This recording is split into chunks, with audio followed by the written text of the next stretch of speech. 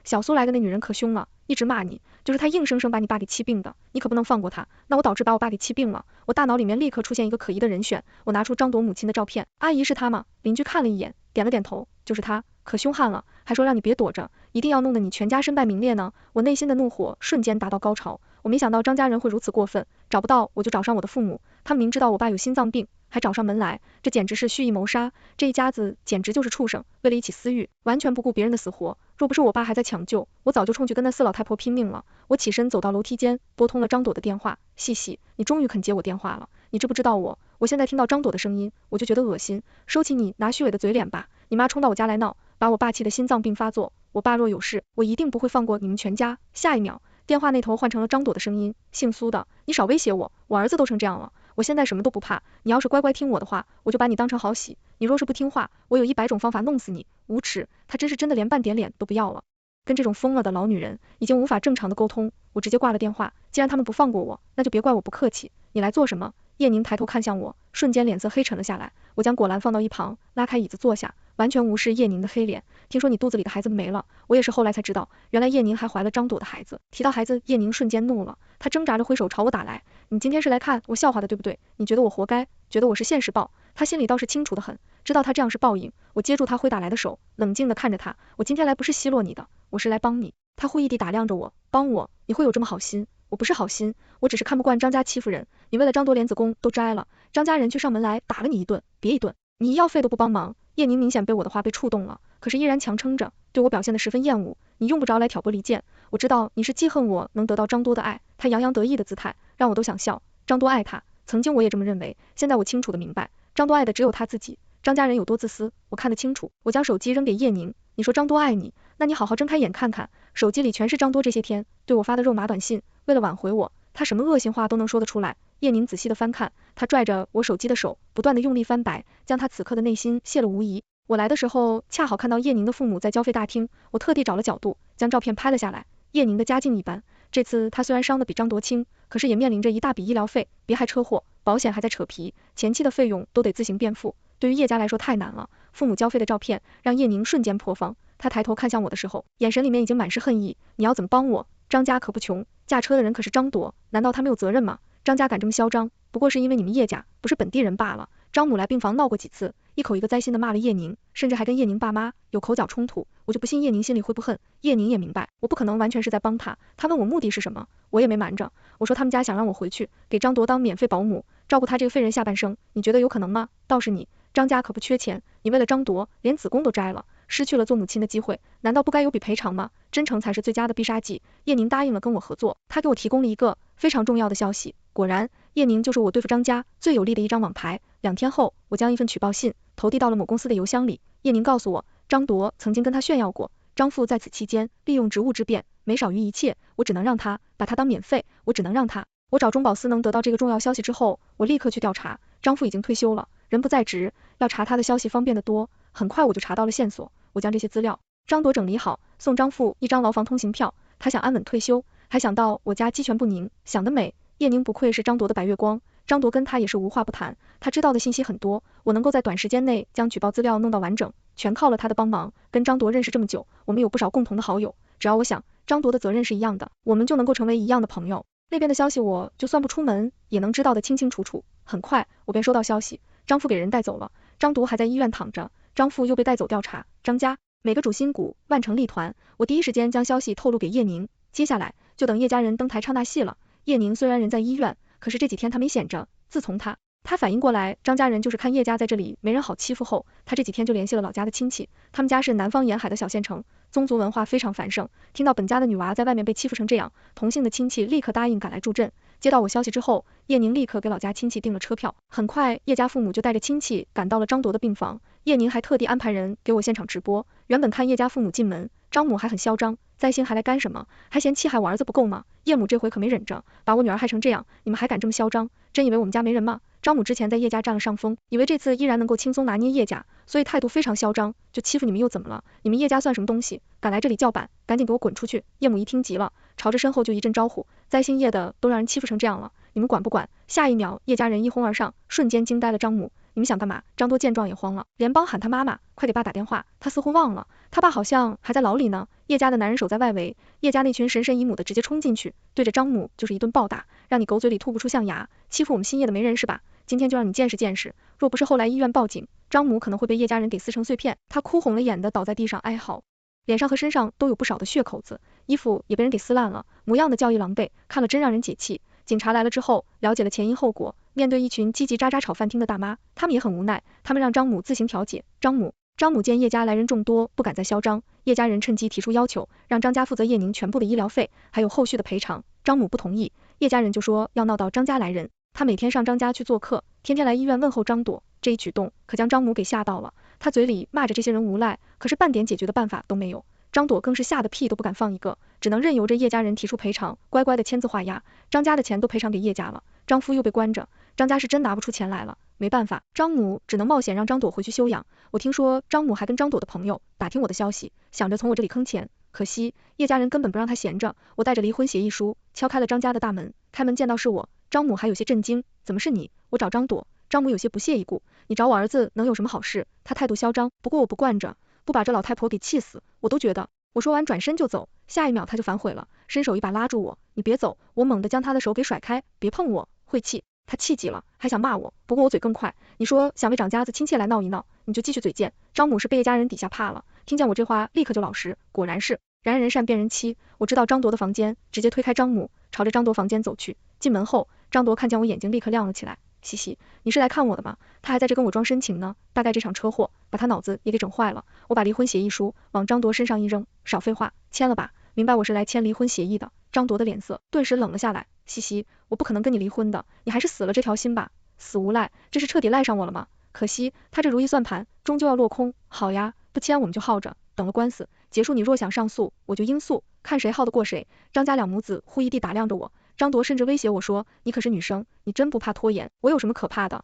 我伸手掐在他受伤的部位，疼得他大叫。张铎，没钱看病的日子很痛苦吧？我不离婚，我们共同拥有的那部分财产你也得不到，就眼下张家的状况，你说你会不会没等到离婚成功，你人就没了？张铎气急败坏的怒骂着，你少胡说八道，等我爸回来，叶家那些漂亮小丑全都得滚蛋。我忍不住笑出声来，就你爸贪污的那些钱，足够他在牢里待几年了，等他出来，你说不定就成白骨嘛。张铎没想到我对他们家的事情了解得这么清楚，他无措地睁了眼，看着张母。这些天张母对叶家人给折磨得身心俱体，早就没了之前的战斗力。我趁机开出条件，诱惑张铎，房子当初你也有份，你答应我签字，我还没说好见啊。张母还骂我落井下石，真是人心不足蛇吞象，活待他们张家有此报应。最后张铎答应了签字离婚，委托他妈跟我办了离婚手续，在律师的见证下，我将购房款打到了张铎的卡上，转账成功的那一刻，我立刻通知了叶宁。张铎想悄悄瞒着，根本没。叶家人当天就带着人马冲到了张家，让张铎交出钱来给叶宁作为补偿。张母不想给，叶家人就带着不走，